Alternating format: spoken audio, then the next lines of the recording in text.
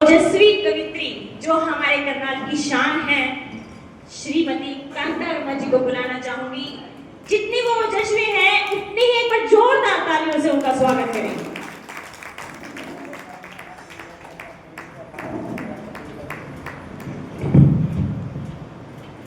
रामेश्वर जी थोड़ा सा बेस बढ़ा दें, आवाज कम कर दें।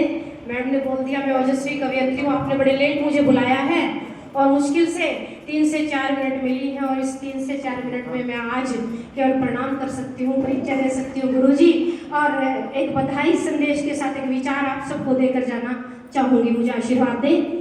मैं सम्मानित मंच को प्रणाम करती हूँ। मेरे पिता तुल्य आचार्य महावीर शास्त्री जी, आप हरियाणा गौरव सहित अनेकों सम्मानों से सम्मानित हैं, आपको प्रणाम करती हूँ। एस के शर्मा अंकल जी को, बड़ाई अंकल जी को, दिलीप जी को और इकबाल साहब सबको प्रणाम, और कपूर अंकल जी आप सबको प्रणाम करती हूँ मैं।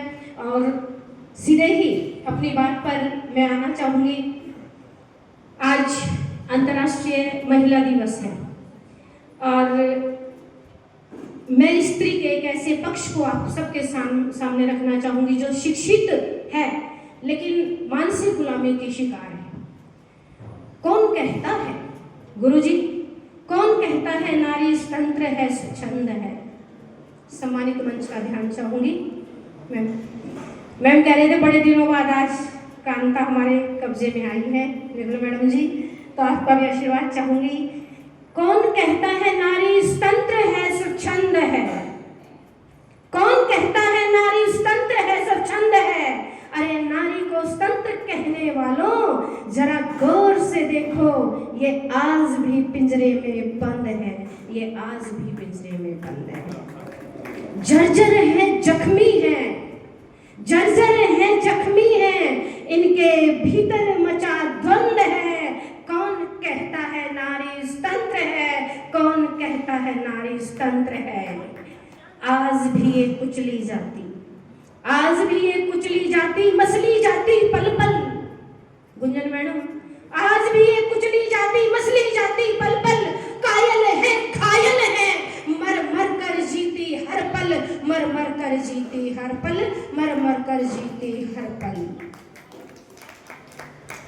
मैडम, जब मैं इस भौतिकवादी युग में दाल, चावल, चीनी, आटा, नमक, गाड़ी, घोड़े और यहाँ तक भी पुरुषों की आंतरिक पोशाक को बेचने के लिए, प्रचार प्रसार के लिए जब बड़ी फुहड़ता के साथ स्त्री को परोसा जाता है, तब मैं कहती हूँ मेरी 4 लाइनें संभालिए। आप मेरे बड़े बैठे हैं जिनकी छत्र छाया में मैं लिख रही हूँ। स्त्री क्या है आज कि अर्जन का, सृजन का, गुरुजी, अर्जन का, सृजन का, दफ्तर का, बिस्तर का बोझ उस पर बढ़ रहा, रोब उस पर बढ़ रहा, सभ्यता संस्कृति के हराज का कर्ज उस पर चढ़ रहा, कर्ज उस पर चढ़ रहा, कर्ज उस पर चढ़ रहा। धन्यवाद। दैहिक है, भोग्या है, दैहिक है, भोग्या है, बंधित है, शोषित है, इसे मिटाने हित मचा द्वंद है। कौन कहता है नारी स्वतंत्र है? कौन कहता है नारी स्वतंत्र है? कौन कहता है नारी स्वतंत्र है? और काम से काम पर लौटने वाली, गुरुजी मैं ज्यादा समय नहीं लूंगी, काम से काम पर लौटने वाली, घर में सबका मन रखने वाली स्त्री भी एक मन रखती। अंजू मैम, काम से काम पर लौटने वाली, घर में सबका मन रखने वाली स्त्री भी एक मन रखती है। और आज मैं इस मंच पर खड़ी होकर मन की उड़ान साहित्यिक सृजन संस्था के इस मंच पर खड़ी होकर कहती हूँ कि काम से काम पर लौटने वाली, घर में सबका मन रखने वाली स्त्री भी एक मन रखती है।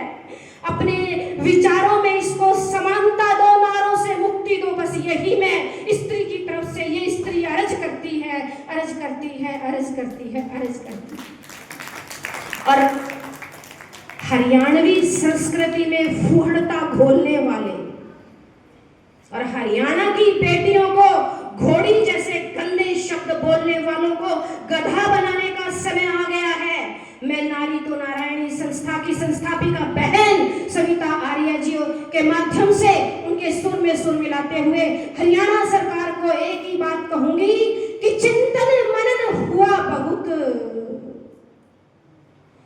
मैडम रेणु भाटिया जी, हरियाणा का एक एक कलमकार आपके साथ है। मैं उन सब का प्रतिनिधित्व करते हुए आज अंतर्राष्ट्रीय महिला दिवस के उपलक्ष्य में आपको बधाई देते हुए ये कहना चाहूंगी, संदेश प्रेषित करती हूँ एक कलमकार का, एक साहित्यकार का, कि चिंतन मनन हुआ बहुत, चिंतन मनन हुआ बहुत, अब मंथन की पारी है। चिंतन मनन हुआ बहुत, अब मंथन की पारी है। हरियाणवी संस्कृति माँ हमारी और माँ की रक्षा है तू, तोड़नी सीमाएं अब सारी हैं, तोड़नी सीमाएं अब सारी हैं, तोड़नी सीमाएं अब सारी हैं। और मैं अपने परिचय में यही कहकर अपना स्थान लूंगी कि मैं वो कवियत्री हूँ, अपने गुरुजनों के आशीर्वाद से इकबाल साहब, मैं वो कवियत्री हूँ जो दिल में आग जुबान पर अंगारे रखती हूँ। कविता पाठ तो फिर कभी करेंगे क्योंकि समय की कमी है। मैं यही कहूंगी कि मैं वो कवियत्री हूँ जो दिल में आग जुबान पर अंगारे रखती हूँ, शब्दों से भगत सिंह पैदा करती और कलम से इनकलाब लिखती हूँ, कलम से इनकलाब लिखती हूँ।